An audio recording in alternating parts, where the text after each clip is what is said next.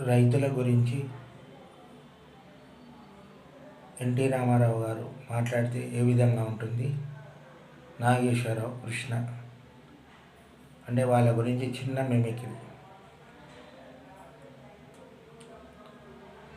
ఈ దేశానికి రైతే రాజు. రైతు లేకపోతే మనకు తినటానికి అన్నం ఉండదు. అందుకోసం రైతును ఎప్పుడు కూడా మనం గౌరవిస్తూనే ఉండాలి. ఈ దేశానికి రైతే రాజు. రైతే మనకు జీవనాధారం. రైతు లేకపోతే మనకు బ్రతుకు లేదు.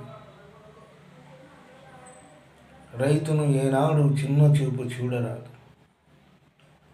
అందుకోసం రైతును మనం గౌరవిస్తూ ఉండాలి.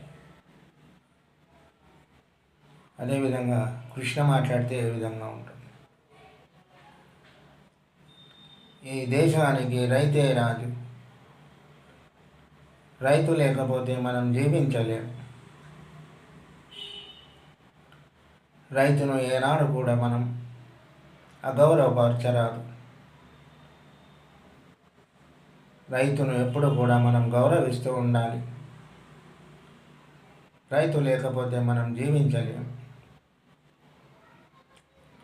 మనకు జీవనాధారమే రైతు.